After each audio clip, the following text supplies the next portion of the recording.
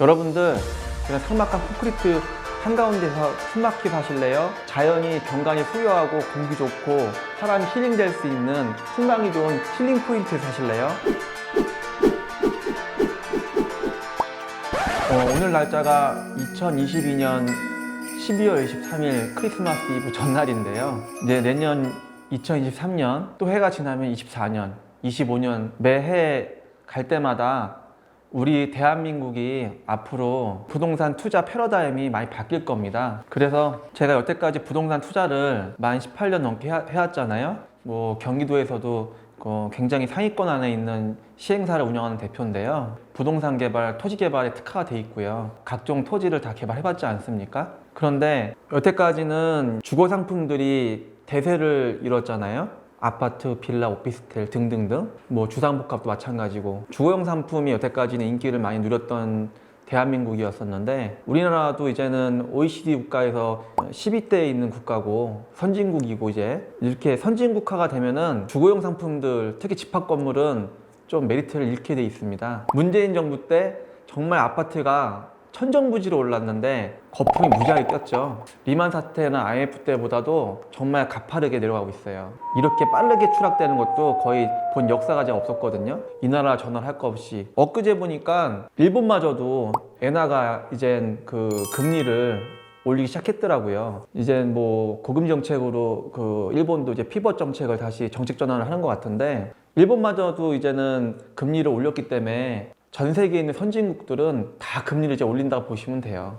이 금리 올리는 게 물론 미국이 스탠스가 지금 보니까 미국 정책 기조가 연준에서 내가 볼 때는 한 두세 번 더 올리고는 더 못 올릴 것 같은 느낌은 드는데 우리나라는 따라서 올릴 수밖에 없는 건 자동이고요. 아시겠지만 달러 금리하고 우리 원화 금리하고 적어도 1%대, 1.25%대 그 이상, 1.5% 이상 벗어나게 되면은 정말 이거는 외화로 돈이 다 빠져나가는 건 뻔하거든요. 그렇기 때문에 내년에 여름 정도까지는 금리가 올라간다고 보면요, 예를 들어서 그렇다면 아파트나 주거 상품은 더 개박살 날 거고요. 경매 시장을 봤더니 지금 유찰률이 장난이 아니에요. 보니까 2번 유찰되는 건 이제 기본이더라고요. 그렇게 되면은 내년 되면은 고점 대비했을 때 문재인 정부 시절에 고점 대비했을 때 반값 이하는 난 무조건 된다고 보고 있어요. 문제는 뭐냐면은 강력한 스태그플레이션이 오고 있어요. 물가는 내년 되면은 더 고공행진 된단 말이에요. 데이터를 봤더니 금리는 벌써 1년 대비해서 2배고요. 그렇다면은 제조업도 중소기업들 다 박살나는 거고요. 웬만한 건설회사, 시행사 다 박살나는 거고요. 이런 군들이 박살나면 또 어떻게 됐어요? 자영업자들 박살나는 거고요. 도민으로 박살나는 거예요, 결론은. 내년 2023년도는 대한민국이 청소가 되는 시대예요. 필터링. 부실한 기업은 다 없어지는 그런 필터링 시대가 내년이란 말이에요. 보시자고요. 각본을 한번 써보시자고요. 그렇다면 내년에는 부도율이 올라가고 가계 소비가 없어지는 거예요. 실업률이 엄청나니까 돈 벌 데가 없잖아요. 그러면 가계 소비는 이제 엄청나게 없어지겠죠? 그러면은 이제 서민들은 죽어나는 거죠. 자영업자 또 죽어나는 거고. 그래서 서민들이 더 내년에는 더 아주 골아프게 생겼고요. 내가 볼 때는 빈익빈 부익부 극가극 그 현상이 내년에는 더 강해질 겁니다. 내후년은 더 강해지고요. 부자는 부자, 가난한 사람은 가난한 사람, 이 극가극 현상이 더 많이 벌어지는 게 내년에 아마 본격화될 겁니다. 다시 돌아가서 말씀드리면 주거용 상품은 이제는 작살나는 시대가 왔어요. 그냥 1년 전에 대비했을 때 벌써 30% 이상 빠졌기 때문에 내년 되면은 또 20-30% 빠질 거로 보고 있고 그런 문재인 정부 시대 고점 대비했을 때 반값 이하로 봐야 되는 거고 경매 물건은 무지하게 쌓여 있는 것이고 그렇다고 해서 탈출구가 있느냐 이거 우리 전문 용어로 엑시트라 그러거든요. 그렇다고 해서 주거용 상품이 어떤 엑시트 구조가 생기느냐 몇 년 동안은 엑시트 구조가 주거용 상품은 없을 겁니다. 왜 제가 이렇게 말씀을 드리냐면은 또 시나리오를 써보자고요. 주거용 상품이 박살나는 가장 큰 이유가 고금리란 말이에요. 그럼 고금리 정책이 피벗 정책에 의해서 이제는 저금리로 바뀐다고 해도 주거용 상품이 팔릴까요? 지금 보니까 윤석열 정부에서 계속 주거용 상품이 너무 떨어지니까 취등세도 완화하고 조정대상 지역 다 풀어버리고 과밀국 다 풀어버리고 모든 정책 기조가 완화 풀게 돼 있고 지금도 풀고 있지만 내년 더 풀 거란 말이에요. 과연 아파트가 팔릴까요? 주거용 상품이 옛날처럼 올라갈까요? 절대 아닙니다. 사람은 트라우마를 겪게 되면은 그 같은 트라우마에 대해서 절대 할 수가 없는 게 인간의 본능이라고 말씀을 드리는 거예요.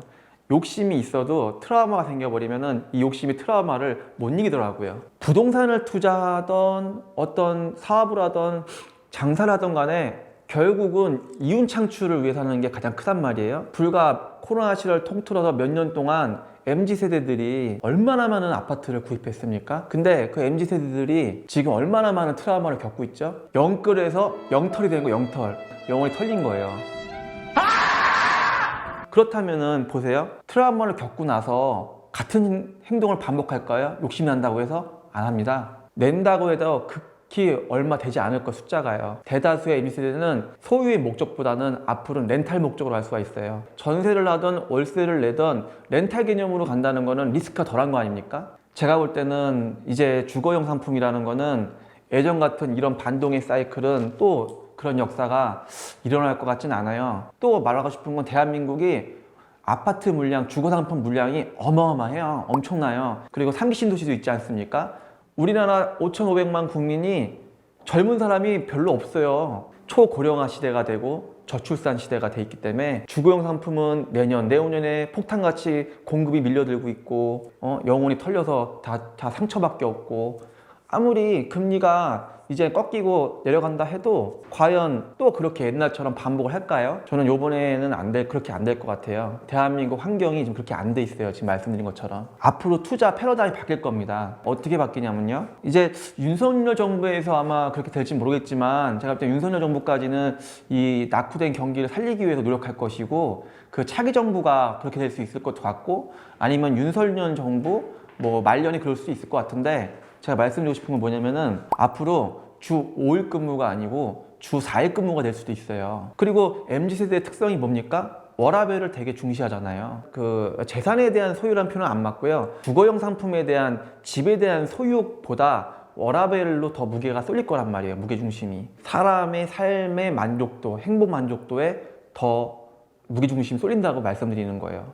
특히 MZ세대는 그렇단 말이에요. 제가 보니까. 앞으로는 몇 년 후에는 주 4일 근무가 생기고 그러면 7일 중에 3일을 놀고 쉬는 거예요. 어떻게 되겠어요? 그리고 또 그 전에 앞서서 말씀드릴 게 있는데 우리나라 국토교통부에서 2025년인가 26년도쯤에 여러분들 아시죠? 드론이 이제는 자가용처럼 날아다니는 거. 우리나라 국토교통부에서 항공 노선을 그리고 있어요. 그 항공 노선이 개통 시점이 25, 26년쯤에 항공 노선이 개통된다고 합니다. 우리나라 특히 현대 같은 굴지의 대기업에서 드론 택시, 드론 자가용 지금 엄청나게 지금 상용화시키려고 노력하고 개발하고 있지 않습니까? 근데 우리나라보다도 중국이나 중동 같은 국가 나라들이 더 빨리 출시할 수도 있어요. 글로벌적으로 항공에서 다니는 시대가 이제 앞으로 온단 말이에요. 그럼 어떻게 되겠어요? 여러분 생각을 한번 해보세요. 상상을 해보세요. 삐삐가 있었어요. 무조건 아날로그 핸드폰이 나왔고 스마트폰이 나온 거 아닙니까? 그 당시에 상상을 많이 해봤겠어요? 몇 명이나? 모든 현상은 상상력에 또 막대 필요가 있어요. 그것도 과학적인 상상력을 말씀드리는 거예요. 현실론적으로. 항공에서 드론 택시가 날아다니고 드론 자가용. 이게 항공에서 대중교통처럼 날아다니게 되면은 이제 물리적 거리를 따질 필요가 없는 시간거리가 나오는 거예요. 강남에서 양평, 청평, 가평을 갈 때요. 국도로 달리게 되면은 고속도로나 양평, 가평까지 가는데 보통 1시간 반 걸리지 않습니까? 항공을 날아다니게 되면은 20분? 그걸 다 죽다는 얘기예요. 그래서 물리적인 거리보단 이제 시간거리 따지는 그런 시대가 올 거예요. 또 주 4일 근무에다가 MZ세대는 또 워라밸을 중시하는데 이런 패밀리가 완전 핵가족화 아닙니까? 그럼 집도 큰 게 필요가 없어요. 어떻게 되겠어요? 오히려 집의 크기보다도 어떤 위치에 있느냐가 중요하게 돼 있어요. 삶의 만족도. 하늘로 날아다니는 시간거리 시대 살고 있잖아요. 굳이 강남에서 할 필요가 있겠어요? 강남도 한강을 바라볼 때 북향이에요. 좀 추워요, 솔직히 말씀드리면. 오히려 용산 같은 남향을 보는 터가 더 낫다고 봐요. 뭐 제가 볼 때는 그 용산이나 또 지금 강남처럼 아주 그 한강뷰를 탁월하게 볼 수 있는 아주 한강뷰가 멋있는 뭐 주상복합이나 아파트, 양평, 청평, 양수리, 퇴촌, 뭐 가평, 청평 그런 데 있지 않습니까? 그런 데가 이제 앞으로 항공 날아다니면 20분 거리인데 제가 그때 산다고 치면은 전 무조건 양평, 가평, 양수리, 청평가 있겠네요. 왜? 내 집에 마당에 있는 드론 자가용 타고 강남 날아갈 수 있잖아요. 20분이면. 앞으로는 그런 시대가 올 것 같아요.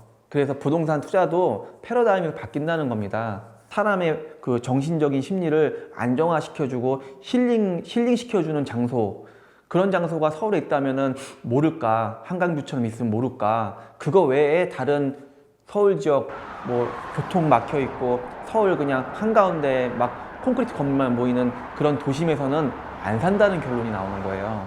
제가 앞으로 4, 5년 후라도 그렇게 경관이 수려한 쪽으로 간다 이거예요. 경관미관이 수려하고 앞에 강도 있고 뒤에 산도 있고 공기도 좋고 사람 몸을 건강하게 해주고 정신을 건강하게 해주는 결국은 곧 힐링이 되는 그런 힐링 포인트 장소로 간다는 얘기를 말씀드리는 거예요. 사람의 주거 지역이 앞으로는.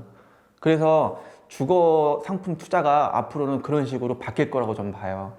그래서 여러분들께서 앞으로는 땅 투자, 토지 투자, 또 앞으로는 부동산 투자 하실 때도 당장 1년 1년을 보지 마시고요. 항상 부동산 투자는 중장기로 보는 게 제일 파워풀한 거예요. 수익력에서 제일 파괴력이 있는 광사. 즉 4, 5년을 봤을 때는 부동산, 토지를 보란 얘기고요. 그 아주 도심 밀집 지역에 있는 주상복합이라던가 그런 도시 밀집 지역의 교통이 정말 혼재되어 있는 정말 아주 교통이 아주 지랄 같은 그런 그 아파트 같은 건 보지 마시고요. 절대적으로 훌륭한 뷰가 있고 힐링을 줄 수 있는 그런 장소의 주거 상품에 투자하는 게 낫다고 말씀을 드리는 거예요. 뭐 서울도 한강뷰는 괜찮으니까요. 제가 말씀드리는 거는 앞으로 여러분들이 부동산 투자는 단타와 중타와 장타가 있잖아요. 제가 말하는 거는 중장타를 말씀드린 거잖아요. 지금 말씀드린 그 이론은요. 단타로 보는 건 1년을 말씀드리는 광산이요. 그 아파트 단타 시절은 이제 끝났기 때문에 이제 끝났다는 표현보다도 좀 앞으로 그런 세월이 이제 오라고 할 보장은 제가 볼 땐 거의 없어요. 그래서 말씀드리는 거니까 주거용 상품을 앞으로 보실 때는 그 시각적인 그런 안목론을 제가 지금 말씀드린 대로 인간의 중심에서 보세요. 사람의 중심에서. 인간의 본능과 심리에서 보시라는 얘기예요. 일단은 부동산 투자는 중장타로 보시는 게 가급적 좋으신 거고 뭐 단타 할 때도 많지만은 앞으로의 4차 산업시대 그리고 앞으로 4.5차, 4.5차 시대 또 5차 시대가 오기 때문에 그 시대에서는 과연 부동산 투자를 어떻게 해야 되는 것인가 그런 거를 좀 공부하시란 얘기예요. 어차피 우리가 사회, 경제, 문화 사이클을 여러 가지 등등을 다 읽을 줄 알면은 이런 거는 머리가 돌아가는 계산이거든요. 저 같은 경우는 토지를 올해까지 만 18년 넘게 했고 제가 여태까지 뭐 기업용지, 산업용지 그리고 뭐 주거지 다 해봤지만은 이렇게 오랫동안 토지 개발을 오래 하고 토지를 투자한 저도 토지 개발 트렌드가 바뀐다는 거를 제가 느끼기 때문에 자각이 되기 때문에 말씀을 드리는 거예요. 뭐 경기가 침체되기 전까지는 저도 마찬가지로 아파트와 상가가 혼재되어 있는 주상복합이라던가 그리고 뭐 빌라, 오피스텔 그런 거를 저도 이렇게 주상복합 올려봤지만은 그런 주상복합을 올려서 이제 판매하고 분양하는 그런 시절에 입지 물건 타당성을 검토할 때 그런 입지의 물건들이 이제 트렌드가 우리가 상상했던 그런 입지가 이제 아니고 다른 입지로 바뀐다고 말씀드리는 거예요. 물론 주상복합 같은 경우는 상업 용도가 강하기 때문에 상권도 많이 보긴 봐요. 그러니까 주상복합은 예외로 하고요. 주거형, 주거투자, 주거라는 그 테마에서 말씀드리는 거예요. 그 주거라는 트렌드 안에서 봤을 때는 분명히 이렇게 바뀐다고 말씀드리는 거예요. 요 땅수로 시청자 여러분께서 이제 그 제가 이렇게 뭐 강의 아닌 강의 해드리고 있는데 제 말에 어느 정도 좀 호응이 있으시면 또 제 말에 어느 정도 좀 동감이 있으시면 좀 이렇게 구독 좀 많이 해주세요. 그리고 앞으로 또 제가 생각나는 그런 어떤 그 방송을 말씀드릴 수 있을 때마다 제가 생각날 때마다 여러분들한테 뭔가 이런 조언을 해드릴 테니까 여러분들이 제 조언을 한번 듣고선 많은 생각해 주셨으면 합니다. 그래야지 여러분들도 부동산을 보는 안목, 토지를 보는 안목이 많이 진화되실 겁니다. 지금까지 화성에서 온 땅수TV 박효근이었습니다. 감사합니다.